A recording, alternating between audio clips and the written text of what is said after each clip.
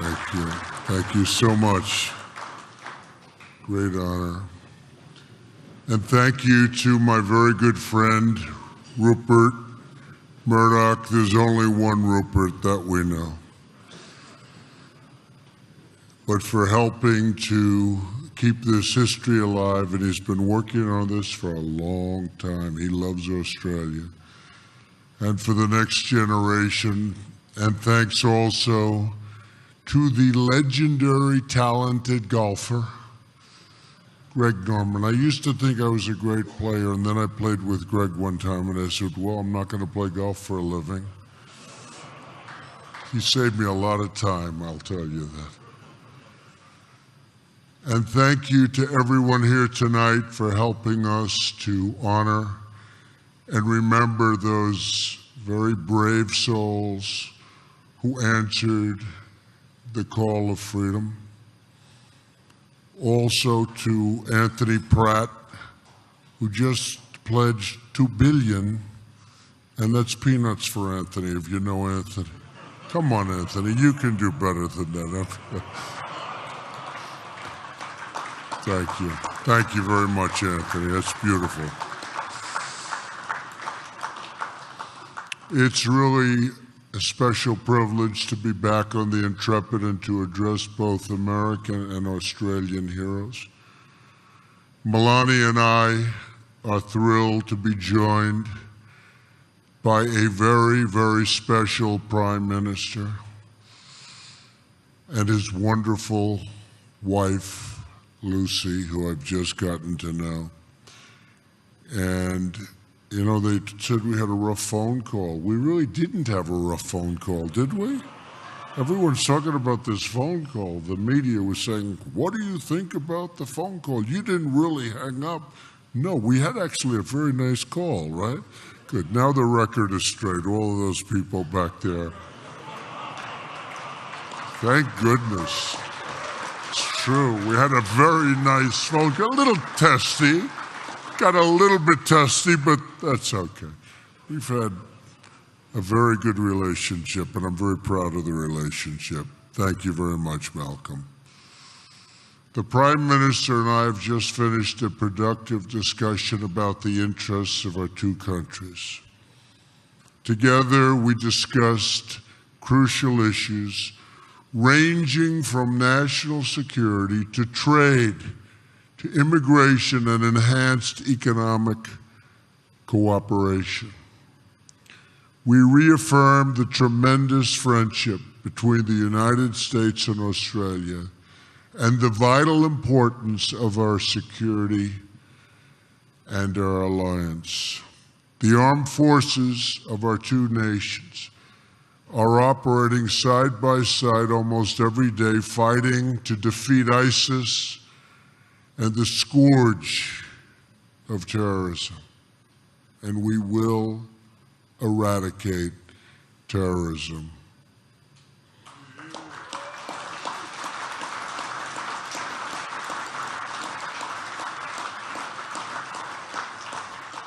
To every man and woman who has served America and Australia in uniform, two proud nations salute you, believe me. There is no better place to remember the importance of military readiness than this ship. It was laid down just 1 week before the tragic and the tragedy of Pearl Harbor and helped secure freedom in its hour of need. I was proud to share the news that this week my administration reached a historic deal with Congress to end the devastating cuts to the United States military.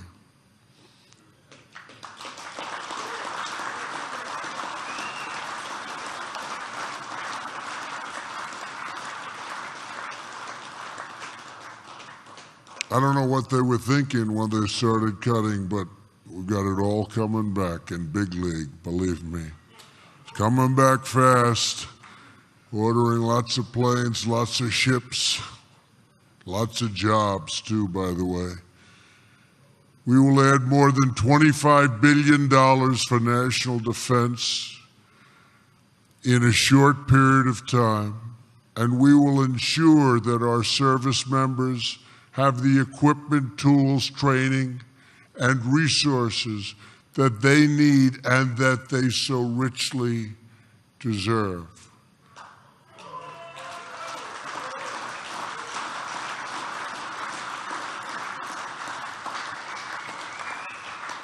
But security also requires friends that you can truly count on. That is why I was pleased to meet with Prime Minister Turnbull, and why I'm so glad to be here with you tonight. And we had a great meeting just a little while ago. I want to thank the American-Australian Association for hosting this event, which I've been contributing to, by the way, for years through Rupert. Every year, he'd send me this letter, could you please give money? I say, what do I have to do with that, Rupert?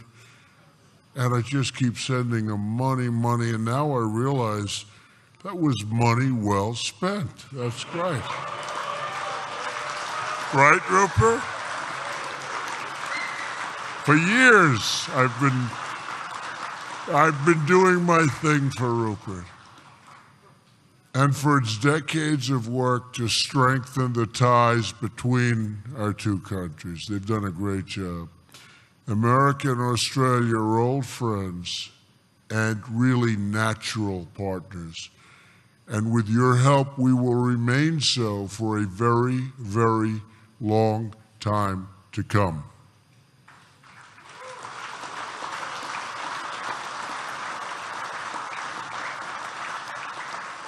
Our two nations were born as the rebellious children of the same parent. It's a very interesting statement. I've heard that before, too, about people. And for nearly a century, Americans and Australians have fought together, bled together, and died together as brothers and sisters. Since the First World War, when Australians led Americans in the Battle of the Homel, our brave warriors have fought shoulder to shoulder in every major conflict together. Their righteous cause has always been the same: the safety of our citizens and the survival of our freedom. From the beaches of Normandy, a vicious, vicious fight, to the jungles of Vietnam and the desert landscapes of the Middle East, where lots of progress, believe it or not, after all these years, is being made. Americans have had no better friends than the Australians. I mean that.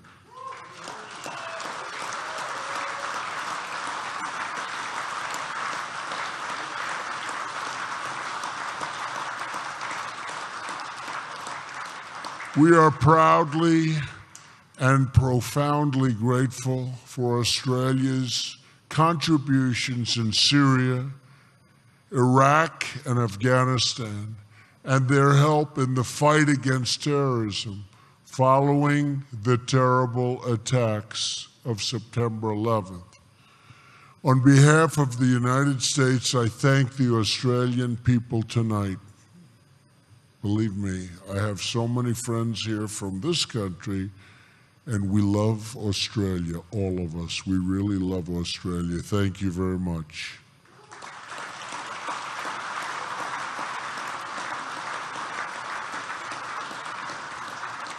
I know there are many active duty service personnel from both nations with us in the audience. And I want to express our gratitude to each and every one of you.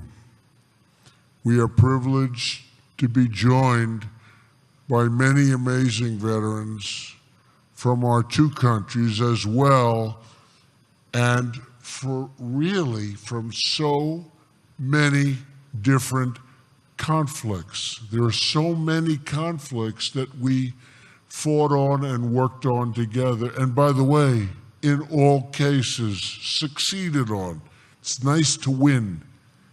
It's nice to win. And we've won a lot, haven't we, Mr. Prime Minister? We've won a lot. We're going to keep it going, by the way. You've given your love and loyalty to your nations, and tonight a room of grateful patriots says thank you.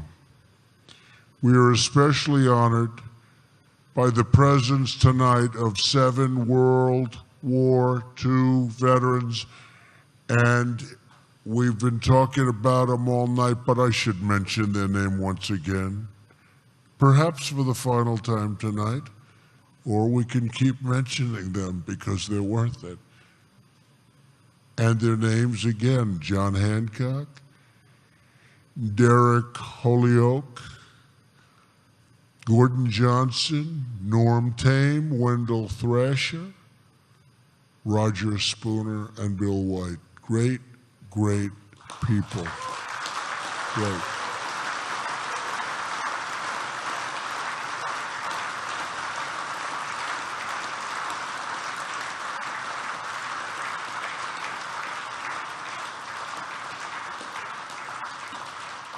These men stood at the breach in the battle to save civilization, and their sacrifice kept us free. Exactly 75 years ago this week, these men saw that historic battle with their own eyes. And we've also covered that very, very vicious, violent battle, but this is a little bit of a different description, but the end result was the same. We won. We won. They saw enemy planes flying toward them by the dozen. They saw the flames erupt into the air, and they saw the true cost of war in the faces of the heroes that never returned. On this special gathering, on this special night, we remember the courage of these men and every man, Australian and American, who fought in the Battle of the Coral Sea.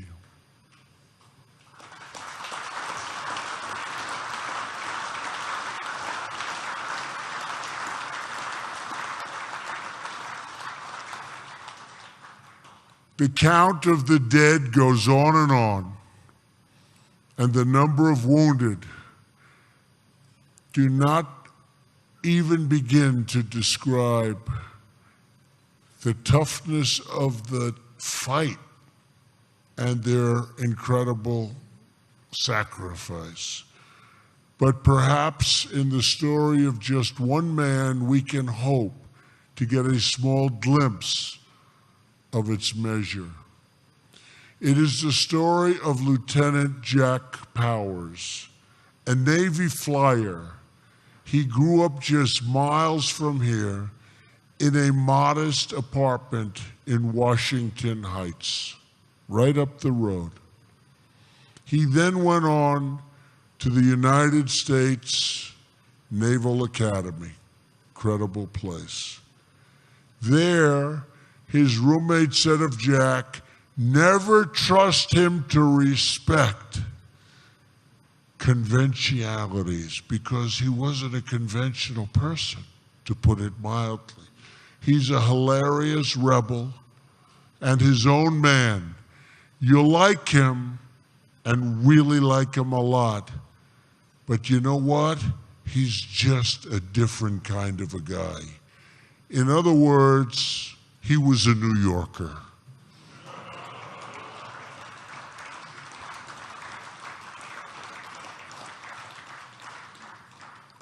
By the attack on Pearl Harbor, Jack had already served 6 years in the Navy.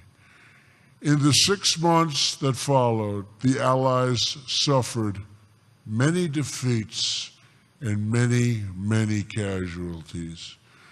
Japan captured footholds all across the Pacific and now was closing, and really fast, closing in on Australia. In May 1942, the invasion fleet moved on. Port Moresby.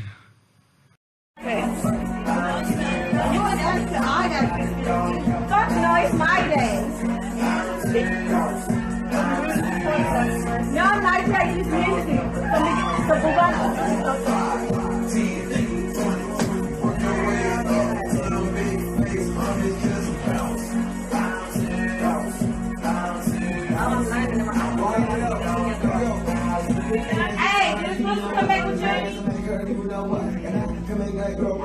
The vital base just a few hundred miles from Australian shores.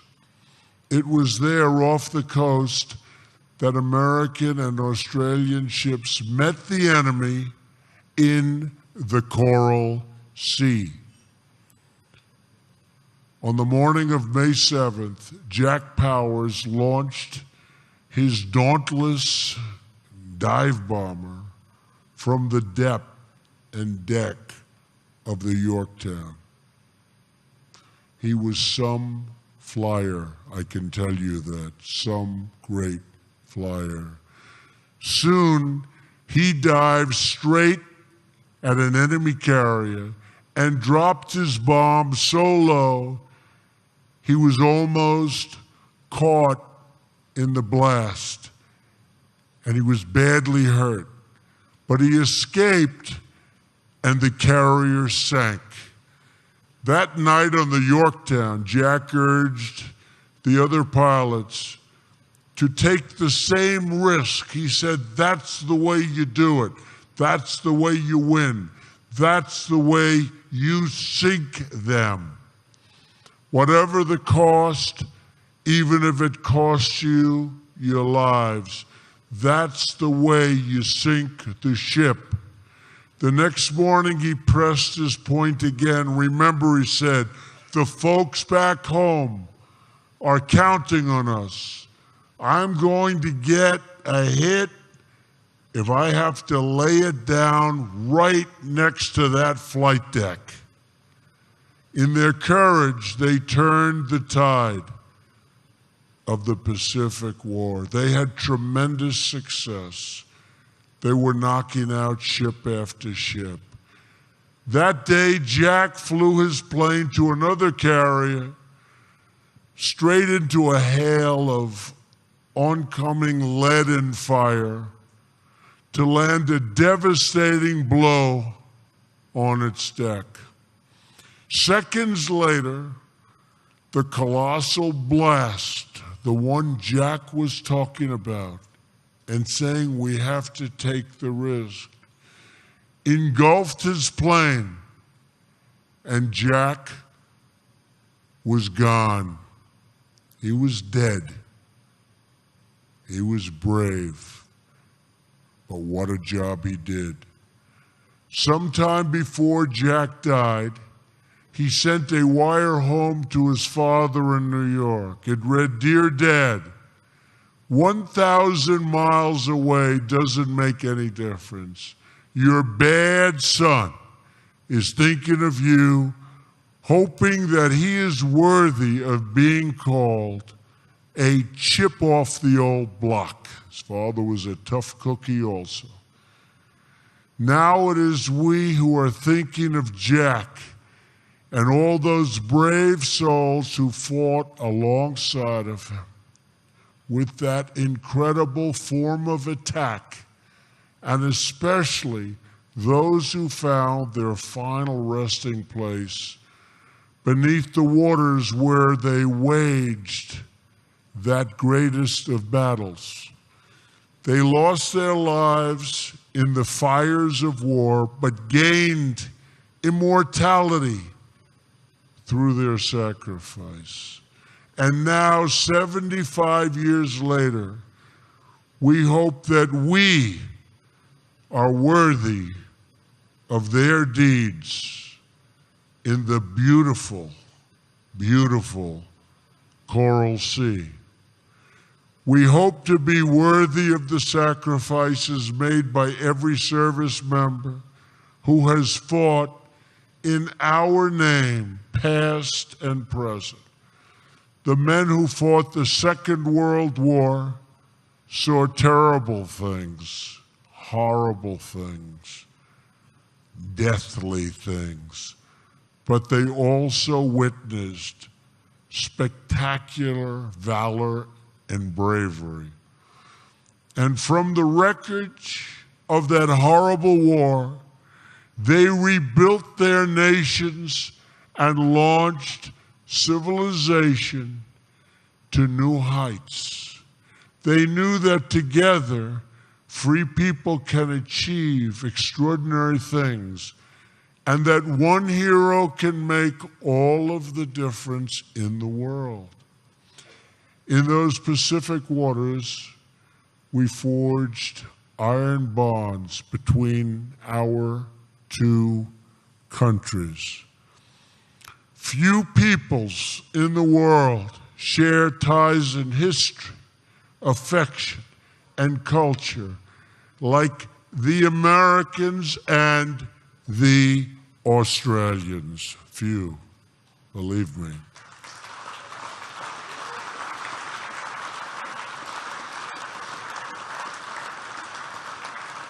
Those ties were sealed with the blood of our fathers and grandfathers, and those same ties are now the priceless heritage we celebrate so beautifully tonight.